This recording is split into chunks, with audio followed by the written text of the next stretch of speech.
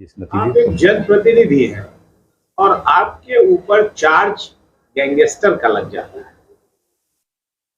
तो देखिए, बहुत सारे लोग ये नहीं समझ पाते। यही हमारे देश का असली लोकतंत्र है। किसी के विरुद्ध भी कोई आरोप लगाया जा सकता है। जब आरोप लगाया जाएगा तो विवेचना के माध्यम से आरोप के समर्थन में क्या साक्ष्य संकलित हुए, उस साक्ष्य के आधार पर चार्जशीट प्रेषित की जाती है।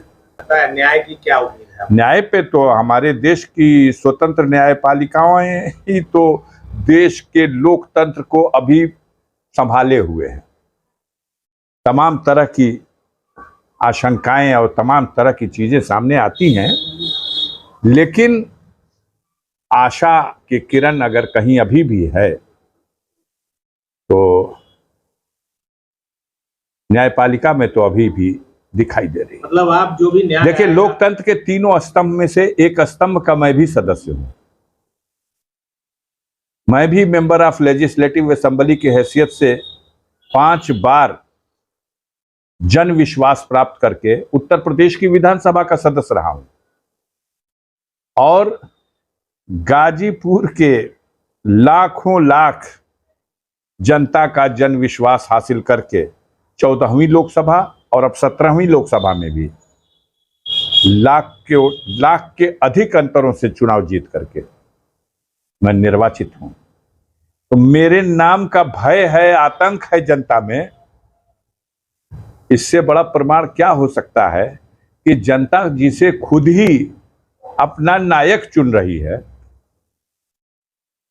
जनता जिसके ऊपर अपना विश्वास पिछले 40 सालों से, उसके बाद भी अगर कहीं से कोई ऐसा मेरे विरुद्ध है तो हम विश्वास करते हैं कानून में, संविधान में, लोकतंत्र में। हमारे विरुद्ध कोई मामला है तो उसका परीक्षण कोर्ट में हो और परीक्षण के अनुसार जो न्याय के सामने, न्यायालय के सामने जो साक्ष्य है उसके अनुसार न्याय हो। अदालतें बनी हुई हैं, जिस अदालत में ट्रायल हो रहा वो, उसके ऊपर अपील की अदालत, दोनों पक्षों को, अभियोजन पक्ष को और हमारे पक्ष को भी, ये हमारे कानून में, संविधान में ये व्यवस्था है कि जो संतुष्ट नहीं होगा निर्णय से वो ऊपर की अदालत में जाएगा और उसके ऊपर की भी अदालतें हैं। उसी लिए सांसद जी, एक बड़ा वाकया अभी प्रयागराज में हुआ और जो तीनों शूटर थे वो बांदा जेल में ही मिले थे एक दूसरे से, और वहीं पे आपके छोटे भाई विधायक, पूर्व विधायक मुख्तार अंसारी भी है, और आप लोगों ने सरकार से और कोर्ट में भी दी हुई थी अर्जी उनकी जान के खतरे की। तो इस पर क्या टिप्पणी है आपके पूरे शूटआउट? देखिए, किस तरह से देखिए? आप पूछ रहे हैं, आप एक सीनियर और गंभीर पत्रकार हैं। ये एक ऐसा बिंदु है जिस बिंदु पर आपका सवाल तो ठीक है, वो सुर्खियां बटोरेगा, लेकिन कितनी शालीनता है आपके पूछने की भाषा में और कितनी विभत्सता होती है उसको प्रस्तुत करने की भाषा में। शब्द बदल दिए जाते हैं। पूछते ही भड़क गए कि भड़क जाना क्या होता है। ये जोड़ने वाले जो शब्द, किसी तो पहले से नजरिया बनाना कि इसकी पिंटू पे पूछा जाएगा उसको अपने तक, तो उसमें अच्छा है कि इस तरह के विषयों में न बोला जाए, क्योंकि जो हमारे देश की यह जो चौथा स्तंभ कहे जाने वाली यह मीडिया है, ये माने या न माने, इसकी साख को बट्टा लगा है। मतलब क्या, जिस तरह से प्रेजेंट करते हैं आप, मैं कह रहा हूं, आप ही के द्वारा प्रसारित किया जाता है। देश की सर्वोत्तम कानून व्यवस्था उत्तर प्रदेश में है, परिंदा पर नहीं मार सकता। आप ही सारे दुनिया को आमंत्रित करते हैं उत्तर प्रदेश यहां पिन ड्रॉप है, सब आए निवेश करे, सारी दुनिया को, सारे देश को आप आमंत्रित करते हैं निवेशकों को, शांति ही शांति है। और ये कैसी शांति है? एक तरफ जहां प्रातः काल व्यवस्था है, भगवान शिव की पूजा के लिए भी ओम नमः शिवाय और ओम शांति, वहां आप अपना जो व्यवहार है उसको देखिए, किसी घटना को किस तरह आप प्रस्तुत कर रहे हैं। क्या आप ओम शांति का जो श्लोक उच्चारण कर रहे हैं, कितना उसमें ठीक उसका उल्टा विरोधाभास है? कहां है शांति? सारी दुनिया आए निवेश करे, क्या है वो माहौल उत्तर प्रदेश में? क्या यही वो देश की सबसे सर्वोत्तम और उत्तम कानून व्यवस्था है? अगर है तो आप बाजा बजाओ, देश की जनता इस व्यवस्था चलाने वालों का 2024 में बाजा बजा देगी। मैं आपसे बता रहा हूं कि षड्यंत्र तो हो रहे हैं, अब हुए हैं, अब होते रहेंगे, लेकिन ईमान इस बात का है कि मारने वाले से बढ़कर है बचाने वाला। और दिन जब तय हो जाएगा तो घटनाक्रम सपने में भी किसी ने न सोचा रहा हो, घट गया। अनहोनी है जो घटना हुई उनके साथ, लेकिन अगर इसकी निष्पक्ष जांच होगी तो आप भी हो, मैं भी हूं, ये सारी स्क्रिप्ट सब पहले से तैयार थी। इतने शानदार वो वेपन जो मिले, और वो 3 ही मारे हैं। हमें तो कोई बता रहा था कि 5 लोग शूट किए, 3 के लिए ये भूमिका थी, जैसे सबके काम बांटे गए थे, उनमें 3 के लिए ये भूमिका थी। उनका ये रोल था कि तुम लोग जल्दी जल्दी जय श्री राम का नारा भी लगाना और सिलेंडर भी करना, और जब वो गिरे पड़े हों मरणासन्न स्थिति में तो दौड़ दौड़ के उनके ऊपर भी फायर भी करना, ताकि जल्दी जल्दी फिल्म भी बना के दिखाया जाएगा यही तीनों हैं, यही तीनों। और एक के सिपाही 2 आदमी को अखबारी में ऐसे पकड़े जैसे कबड्डी का मैच खेल रहा हो। तो ये अभी जो असली उसमें जो शूट करने वाले थे, ये तो तीनों थे ही, इसके अलावा भी थे। ये जांच का विषय है कि उस समय, उस दिन किसके जिम्मे कानून व्यवस्था थी। देश के वरिष्ठतम वकील ने कहा है, एक हत्या अतीक अहमद और उनके छोटे भाई अशरफ की हुई, और दूसरी हत्या कानून व्यवस्था की हुई। और आज ही मैं देख रहा था, इस पर भी किसी दार्शनिक ने आज ही कहा है कि वो जो जनाजा था वो अतीक अशरफ का जनाजा ही नहीं था, वो हमारे देश की कानून व्यवस्था का जनाजा था। हमें शर्म ना आए, हम बेशर्म हैं। हमें बेशर्म बनाने के लिए आप ही लोग हैं। हमारी बेशर्मी को भी आप हमारी उपलब्धि बताते हैं। अरे साहब, आप तो बाप रे बाप, इसी तरह बाजा और गाजा बजता था रावण के अहंकार का भी, कंस के अहंकार का भी। इसी तरह का जब भी सत्ता की ताकत पर इस तरह की घटना को कोई न्याय कहता है, तो कहीं ना कहीं ऊपर सबका भी मालिक बैठा हुआ है, हर हुकूमत का हाकिम भी बैठा है। यह राजनीतिक व्यक्ति से आप पूछ रहे हैं तो बयान किसका आएगा? किसी का बयान नहीं आ रहा। आप जाके पूछते हो प्रोफेसर राम गोपाल यादव से, आप जाके पूछते हो माननीय अखिलेश सिंह यादव से, आप जाके पूछते हो जिससे आप पूछना चाहते हो। नहीं, लोगों ने सुरेश खन्ना से पूछा, गिरिराज सिंह से भी पूछा, बहुत सारे सब लोगों से पूछा, सब लोग बोल रहे हैं, सब बोल रहे हैं अपनी विफलता को, किसी की विफलता को आप उपलब्धि बता दो। आप ही तो आंकलन कर रहे हो कि इसका फायदा मिलेगा कि नहीं। मरवाओ, अगर फायदा मिल रहा मरवाने से, फायदा मिल रहा लोगों के घर गिराने से, अब तो पता 24 में लगेगा।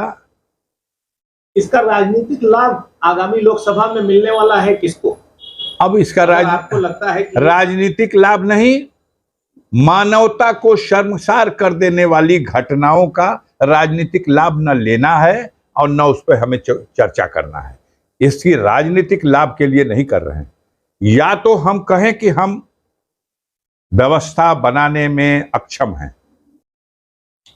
मेरा मकसद किसी को गाली बकना नहीं है, लेकिन जिसको आप एक अच्छी चीज के रूप में प्रस्तुत कर रहे हो, बच्चों के सामने, महिलाओं के सामने जो दृश्य आप टीवी में परोस रहे हो, एक अनजाना सा तनाव, एक अनजाना सा वातावरण में टेंशन, खौफ, ये किसके लिए पैदा कर रहे हो? अपने देश के लोगों में तनाव पैदा करना, ये किस सब समाज ने?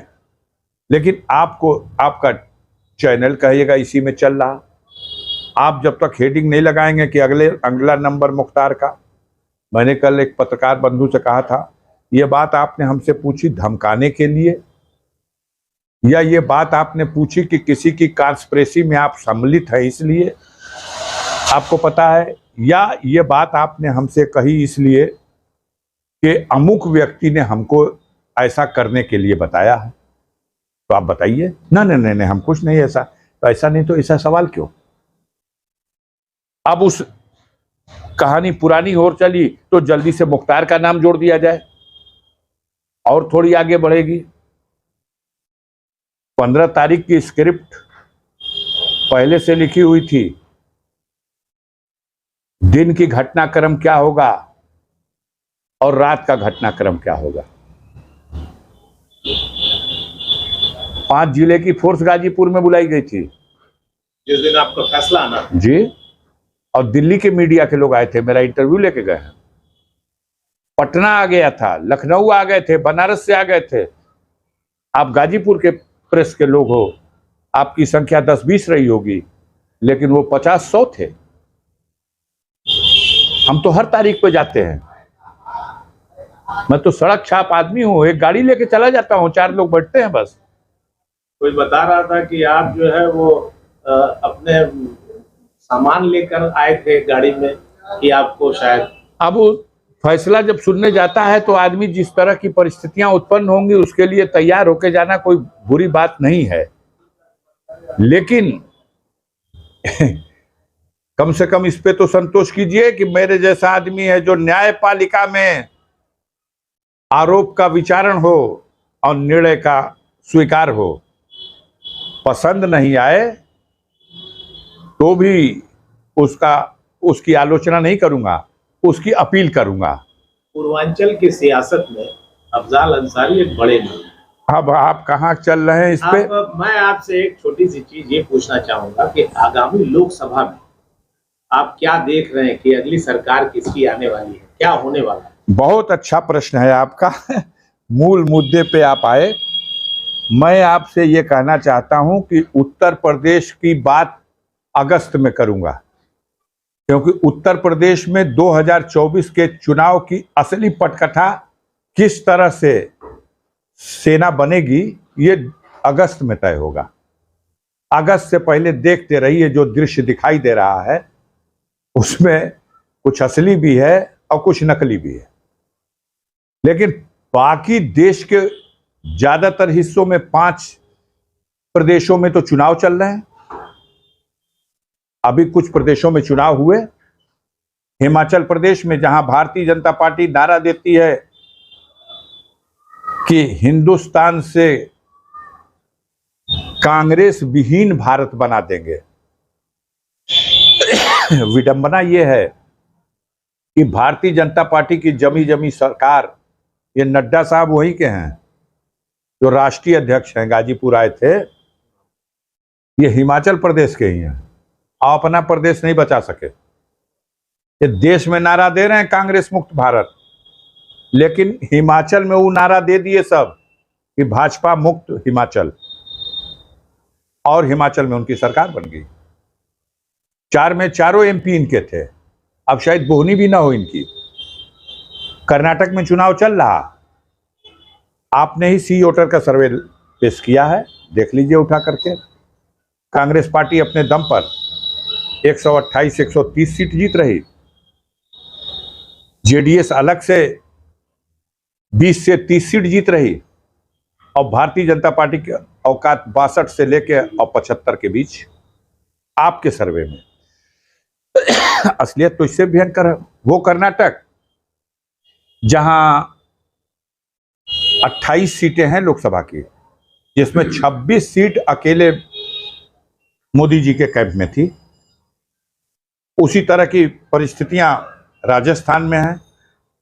25 सीटें पार्लियामेंट की हैं वहां, इस साल चुनाव हो रहा। 25 में 25 भाजपा की थी। आगे बढ़िए, मध्य प्रदेश 29 सीट है, 29 में 28 सीटें भाजपा के पास थी 2019 में। छत्तीसगढ़ में, झारखंड में, जहां जहां चुनाव हो रहा सारी सीटें इनके पास थी। अब क्या होने जा रहा, अब इन 5 राज्यों में जहां चुनाव चल रहा है, जहां इनके पास 97 लोकसभा की सीटें थी, अब 27 लोकसभा की सीट भी नहीं आएगी। क्या लगता है 200 के अंदर सिमट जाएंगे? अब मुझे लगता है कि 60 सीटों का तो घाटा अभी इन 5 राज्यों में जहां चुनाव होगा इसमें हो जाएगा। इसके बाद बड़े राज्य बचे हुए हैं। महाराष्ट्र है, 48 में 42 सीटें इनके पास थी, और आज की स्थिति में डबल फिगर पहुंचना मुश्किल है। अगर गडकरी साहब के लिए कोई दरिया दिली दिखा दिया अपने अहंकार में भाजपा नेतृत्व के लोगों ने, तो 5 सीट भी जीतना इनको महाराष्ट्र में मुश्किल हो जाएगा। वही परिस्थितियां बंगाल की हैं। 18 सीटें इनके पास थी, 2 सीटों में सिमट जाना है। बिहार में 40 सीटों में 39 इनके पास थी। जो हालात बिहार के दिखाई दे रहे हैं, जिस तरह प्लेटफॉर्म बना है, अंडर 5 स्कोर हो जाए। उत्तर प्रदेश में क्या लगता है? उत्तर प्रदेश में अभी तो हम कहते हैं 80 सीट है, 81 सीट भाजपा के खाते में लिख दीजिए। इससे ज्यादा तो नहीं, 66 तो पहले ही मिली हुई है, इस बार 81 लिख दीजिए। लेकिन कहां का घाटा पूरा करेंगे यूपी से? कर्नाटक का घाटा, ये महाराष्ट्र का घाटा, ये राजस्थान का घाटा, ये बिहार का घाटा, ये बंगाल का घाटा, कहां का घाटा? मतलब आपके कहने के अनुसार आज की डेट में मेरा कहना है कि अगस्त में वो तस्वीर सामने आएगी कि ये सब कुछ काम नहीं आएगा। सर, अगस्त में ही क्यों? अगस्त क्रांति, अगस्त भारत के राजनीति में किसी क्रांति के लिए एक सबसे शुभ मुहूर्त अगस्त को माना गया है, और हमारे उत्तर प्रदेश में और खास तौर से पूर्वांचल में अगस्त क्रांति के लिए एकदम, आपको मालूम है देश में क्रांति बाद में हुई, देश आजाद हुआ 47 में, और उत्तर प्रदेश का ये पूर्वांचल 42 में 18 अगस्त को झंडा उंडा कांग्रेस का लहरा दिया और ब्रिटिश हुकूमत का झंडा जला दिया। चलते चलते सर एक अंतिम सवाल, 29 तारीख को फैसला आना है, उस दिन अफजाल अंसारी कोर्ट में मौजूद रहेंगे? एकदम रहेंगे, और टीका टिप्पणी आपसे भी कृपा पूर्वक अनुरोध है कि फैसले को लेकर टीका टिप्पणी मत कीजिए। जो चीज सामने आएगी उसको खबर बनाइएगा। ये तरीका गलत है कि आप भविष्य को खबर बनाना चाहते हैं। आप बना लो, कयास लगा लो, लेकिन हमारे मुंह से कहलवाओ, ये कतई उचित नहीं है।